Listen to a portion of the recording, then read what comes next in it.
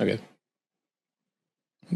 Does my voice, does my audio sound okay? People in the chat, please let me know if my audio sounds okay. It sounds a little weird in my headphones. But today we are going to dig into recruiting, like I said, just go over offers and stuff like that. I'm not going to get too far into the weeds as far as getting into tape and anything just yet because we're really early in the class. And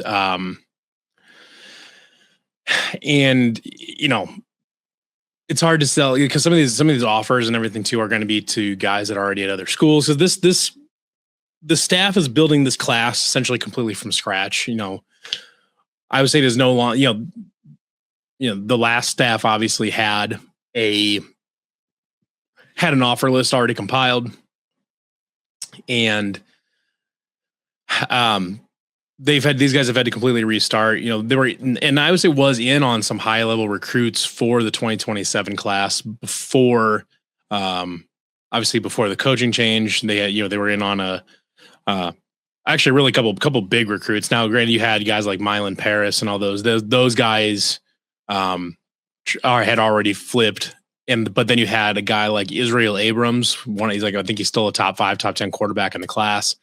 That was, a big Iowa State target for a while. And there was a thought that he was going to be able to come to Iowa State. But obviously that's not where they're at. So, but we're going to go through the offer list here. And I think there's some patterns that are worth pointing out on some of this, because, they've clearly kind of identified where they want to, we can see the difference in recruiting areas based on what we've on the, where these guys are coming from compared to the last staff. Because obviously the last staff prioritized the 6-hour radius around Ames. So that, that's up into Minnesota, Wisconsin, Illinois, Missouri, Kansas City, Nebraska. And, but then obviously the staff had tons and tons of Ohio connections. So they got guys from Ohio, and then, like Taylor Mauser's from Arizona. So they were getting guys from Arizona. We did not see them though go after a ton of guys out of Texas. I mean, they got some out of Florida, but not a ton. A few out of Florida, very few guys came out of Texas. But otherwise, for the most part, the South was pretty much out of play for Iowa State. I mean, there's so many recruits in Florida and Texas that you're just gonna get a couple of those guys per class, just no matter what, pretty much. But, we didn't really see Iowa State go after guys in most of the South for a while, but that has started to change a little bit. So let's take a look, and we're just going to really start from the top and just kind of go through it. Now, and remember, these are all offers. How serious of a prospect these guys are, it's hard to say. But I do want to go through it. I think it's worth pointing out where a lot of these guys are coming from, though. So we'll start at the top. You got quarterback, and this is where I think you really can look at this. Redbird's got a great point on this too, is that you can tell that Heckendorf is coming from the staff that had a lot of SEC footprint ties. Almost all the QB offers are SEC footprint, which is exactly right. Andre Adams is Tennessee. Jameson Roberts is Alabama. Then you've got a couple guys from Georgia. Another guy from Alabama, Kason Myers from Alabama. Brody Campbell from Georgia. Ben Musser from Georgia. And in the lone non-SEC guy here is Brody Rudnicki from Folsom, California. So, which is partly in the territory. That's in the old. That's the Pacific Coast is generally speaking kind of Washington State territory. So that could be a kind of a holdover from that as well. But this is the last. I believe the last quarterback from Georgia that Iowa State was ever really involved with was Zeb Noland. Before that, I could not tell you when the last quarterback from Georgia or Alabama or anything like that in that area. I couldn't tell you the last time that they were involved in any of that. And you can absolutely tie a lot of that back to the new staff. Like you said, with Heckendorf, and then the new offensive line coach, whose name is escaping me right now, but the new offensive line coach, who just came from Auburn. Those guys both have ties down in SEC country. So you can see that right there in the quarterback spot. We go to running back. I want to come back to Landon Williams-Callis, but you got Texas, Arizona, and then Isaiah Hanson from Iowa. I remember watching Isaiah I think I was in a hotel. This was the night before an Iowa State game. They were staying because it was an early kick. So sometimes on early kicks, because I live over in Eastern Iowa, we go out the night before and we stay like in Marshalltown or Nevada or something like that, just to have an easier drive in the morning. And I remember we were watching. I think we were watching. It was a Newton. Was it? I don't remember. It was I don't know. It was Newton and somebody. Newton in Marshalltown or something like that. I can't remember now. But I remember watching the running back for Newton, Isaiah Hanson. I was like, this kid's a nice little player. So I don't think this guy will pan. I don't know if he pans out the way like Abu Sama did, where he's very clearly a good athlete, potentially like an NFL level athlete. All this, I don't know if he's there, but it's always good to have local kids, and and he's got clear talent when you watch him on tape. So even if 247 hasn't picked up on him yet, I do think this is a worthwhile name to watch. I don't know if he's going to be a star at Iowa State or anything like that, but good name there. But you got Glendale, Arizona, so there's your tie back there with Jimmy back there in the Phoenix metro area. Zeb actually got a shout out by O-line coach Thornton during his media availability. Apparently Thornton and Zeb's dad have a connection. Yeah, because I think I remember listening to that too, because I think that was like how Thornton even like found out about Iowa State. And I don't know if it was kind of funny because he was presenting the Zeb Noland thing as though like we may not know who Zeb Noland is, which was kind of funny. But yeah, no, I looking at a couple running backs there from Texas. And I know my good friend Marchie Murdoch has been saying for years that Iowa State needs to go back to recruiting Texas because Texas has more speed than anywhere else. And I think that's like, it is to a certain, it's a video game, but it is reflected in College Football 26 too. Generally speaking, the fastest prospects in the game are going to come out of Texas, and specifically South Texas. And so Texas, generally speaking, produces some of the fastest players in the country, and that's where Iowa State, wants to. I think they want to go try to find more skilled players there because I think they've been able to establish more of a reputation now. The Paul Rhodes staff was able to get some guys out of Texas. They were they were unsung, diamonds in the rough. Hakeem Butler, who was a 2-star guy coming out of high school, that kind of player. But they were able to find good players out of Texas. But now the Iowa State has a little bit more of a national brand that they can sell. You might be able to get a higher quality player out of Texas, and where that comes in, we'll see what it amounts to. But Landon Williams-Callis is a really, really high level running back. If you look at his offer list it's everybody. It's anybody that matters. It's pretty much all of the FBS has offered Landon Williams-Callis. I don't know what Iowa State's odds are of getting him. He's a full-on 5-star recruit, one of the best running backs in the country. They offered it. I'm interested in it because he's been a huge prospect his whole, for his entire high school career. If I remember correct, I'm gonna see if I can find it. His high school stats are insane. See if they actually have him on here.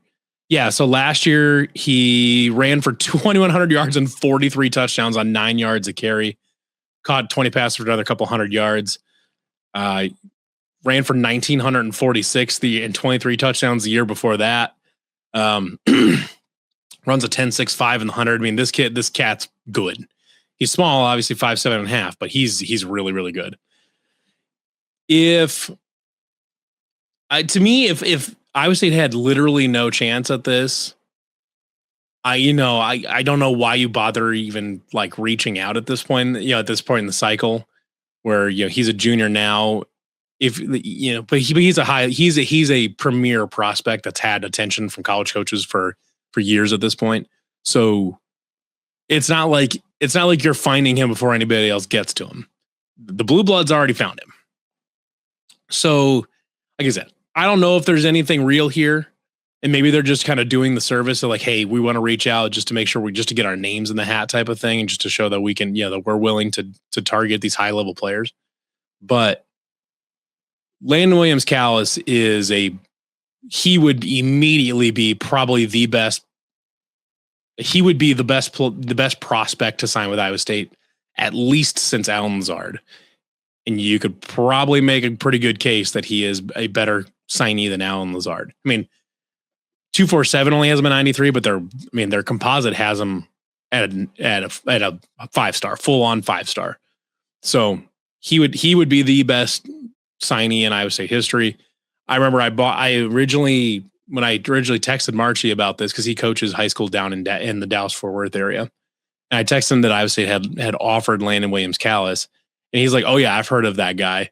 And because he's like, obviously Texas high school football has a number of like legendary players at this point, but he is building himself a bit of a mythology around him in the state of Texas. So I don't know if Iowa State's got a shot at it, but I just think it's interesting that they offered him at this point already, just given that they're by far not the first dog at the bowl. Go over to wide receiver. You still got Ohio here, but we've got Arizona, Texas. They're still hanging around in the immediate area. They've got Oak Park, which is Kansas City. And then you got Kansas City, St. Louis, Indiana. But they're sticking. They've got ties where they want them to be. Arizona and Texas, and that's I would say it's obviously had success down in Arizona finding guys, but I really like this staff's re-emphasis on recruiting Texas, because that is just, you could argue that Georgia produces a higher end like the top end of Georgia is maybe better than just slightly better than the top end of Texas, but in terms of just depth across the state and the number of guys that are FBS quality players in Texas, if you're not recruiting Texas, you are actively missing out. Like you are leaving money on the table if you are not actively recruiting Texas. So really happy to see this re-emphasis here. And they're shooting at some like prospects that Iowa State has typically gone after, in the high 80s here. Redbird says Lane from Houston has an OV on the books, so that would be Braylon Lane right here from CE King. 6'2", $185. Got offers from Kentucky, Kansas, Houston, Arkansas, Iowa State, Auburn, Oklahoma State, TCU, A&M. He's got a pretty good little offer list here.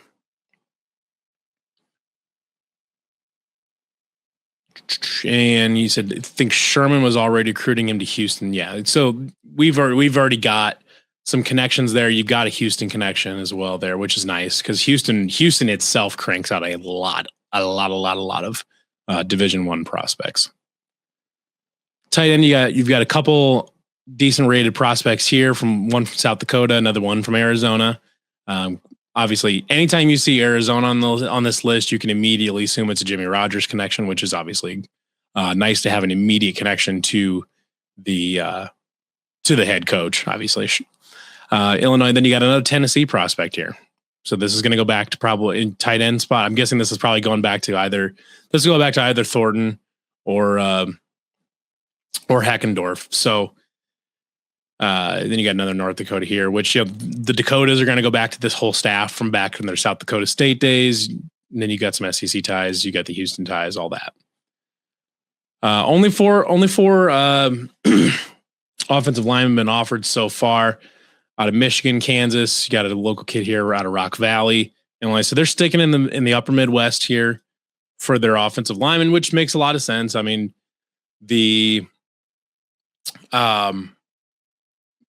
this part of the country doesn't produce a ton of high level talent, but most of the highest level, the highest level of talent it typically produces is on the lines, specifically the offensive line, and then at linebacker. That's where this state has typically produced its best talent, or in this part of the country has typically produced its best talent, is kind of in the blue collar positions. Or sorry, offensive tackle here, I should say. Offensive line, they've got a few more of these. I would be curious to see what happens with Will Slagle. He has not committed to Penn State yet. You know, he's a big, like, he grew up an Iowa State fan, committed to Iowa State in the tailgate lots. There's that whole thing. We did just see a video of him, like, really recently, like last week, of him lifting at his high school, and he was wearing an Iowa State shirt. So, you know, maybe it's just that's just the shirt he was wearing. I don't know. But what I do know is that he's a very, very good prospect. He's a local kid that grew up an Iowa State fan. And I really, really would love to see this staff be able to get him. And because keeping him would feel like, I mean, that would just feel like a massive win. You know, after this whole, after this offseason with Matt Campbell taking all those guys out of the recruiting class, all the guys from Omaha, and a few of the guys from Iowa as well, taking just a huge chunk of that recruiting class, a huge chunk of them. And, but Will Slagle did not flip. He just decommitted while the staff, was getting acquainted. I hope that they've made him one of their biggest priorities for the class. If they haven't, I'll be a little disappointed, because he's a very good, very, very good prospect. Kid's built like an ox, and you want to keep a kid like that, because that's a prospect that before Matt Campbell got here, that's a prospect that goes to Iowa 10 times out of 10. And you've got a chance that he grew up an Iowa State fan. This is where we're like, Will Slagle is what pays off when you finally make your program relevant. Because he's a 17, 18-year-old kid, pretty much his entire conscious life, from being 7, 8 years old, which is where he's probably like really maybe starts paying attention, really remembers things. Virtually his entire like conscious existence, he's known Iowa State football to be good. So you need to capitalize on that, so that way the inroads that Iowa State made within, made between the Mississippi, the Mississippi and the Missouri, the inroads that Iowa State made in state, you need to build on those and not let those fall by the wayside. Because there's a bunch of kids that are they're getting into high school now that have really only ever known Iowa State to be good at football. So you need to capitalize on that. And Will Slagle is the first time you can really do that and say, this is a Cyclone fan that was homegrown because of the success that you had the last decade. And they need to keep working on that. And so Thornton recruited him at Auburn too. So Thornton already knows him, and hopefully that helps. But we'll see with that. They're staying in Kansas. You got a couple Kansas guys here. You got Wisconsin. Looks like teammates. Oh yeah, brothers Hunter and Reese Mallinger from Sussex, Wisconsin. You've got Nebraska kid here, Illinois. So they're staying upper Midwest for their lines. And a lot of these are going to be, these are all, I'm sure that they've had already talked to a lot of these guys at Washington State, but mainly because of their ties back from South Dakota State, because this is prime South Dakota State recruiting territory as well. So, some of these guys that they got on early for South Dakota State now have risen through the rankings and now are recognized as being really good prospects, and now they can capitalize on them when you can sell them a Big 12 football program. So that's a big deal.